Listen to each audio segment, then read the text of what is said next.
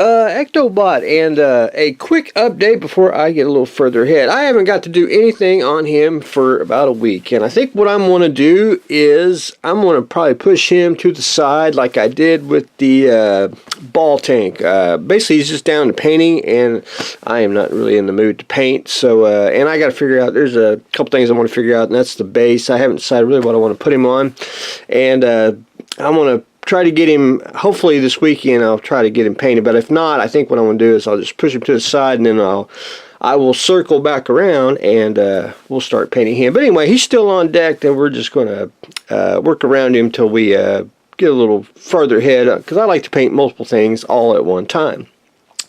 The Phantom of the Opera. One thing I've done on that is sub-assembly, and I've been doing just a lot of sub-assembling on the figure, getting the part halves together and sanded down. You can see they haven't changed nothing on the kit, so if you built an original one or you built a monogram reissue, it's the same fit everywhere. Anyway, I got everything pretty much sanded. I do need to shoot a coat of primer, and that's why I had to got to do a video first so I can show my work. But one thing I did, there's a couple I want to say bigger gap seams. I mean, it ain't too bad.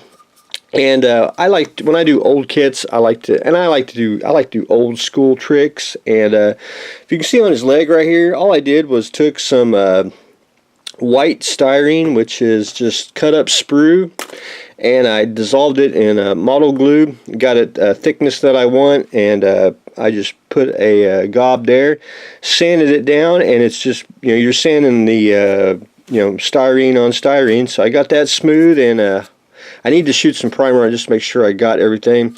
You can see where the basically crotch seam there. I'm not going to put any styrene putty. What I'm going to do is put some plastic putty, which I can water it down and everything. I just need to fill in just a little bit of the gap right there. That's just, I don't know if, I think it's because it fits, but it's not the really greatest fit in the world. But anyway, I just need to fill that in, and we'll be good to go on that. But anyway, I got everything pretty much sanded on him, so we are good to go. And I want to try to get the rest of his body put together is what I'm planning on doing. But anyway, scenes in the folds, and if you ever put together an old 60s era monster kit, you can see where the seam is on the hairline there, which that's a lot of needle files that you gotta what I do is I just get it all sand smooth and then go back in and basically rescribe the lines, or I'll add some like epoxy sculpt and just resculpt the hair is usually what I do. But anyway, what I'm gonna do is once I get him fixed up, we are going to do the hammer style. Put his mask on and everything, just to make mine just a tad bit different. But anyway, I wanted to show that before I get a little further ahead, because I got to shoot a little primer on him, and I got to add a little more detail on his coat right there, because I had to sand off to get the seam on his collar, and we should be ready to proceed on. The tactical shopping cart, and again, I want to show this before I get a little further ahead here. I pretty much got it assembled. I got the gun on. I added all the little photo etch on the gun, and let me get my little pointer here. Let's use this. Got the sight on, and of course, if you notice the little white handle, I snipped that off the sprue here, and it's somewhere in the abyss in the floor. So I had to scratch build the new handle, which not too bad. I pretty much got the curve and diameter, and so we're ready to go. I got it wedged into the seat there, so we're good to go.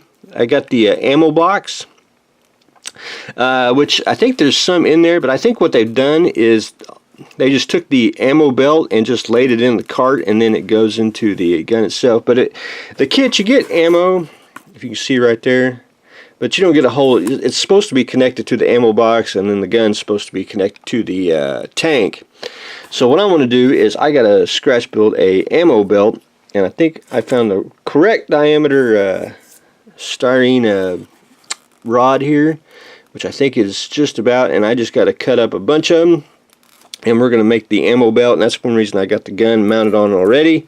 Get the ammo belt in there, and then we'll add some little shopping cart goodies for the tactical shopping cart. But anyway, that's where I am today. I wanted to show that before I get a little further ahead, because I got just been a busy week and just a lot of stuff to do. But anyway, the tactical shopping cart is taking shape. So anyway, that's what I got going on. We are continuing on with the tactical shopping cart. Ectobot, we're going to hopefully get some paint on him, and the Phantom of the Opera is getting sanded. So that's what we got going on today, so stay tuned for the next exciting episode.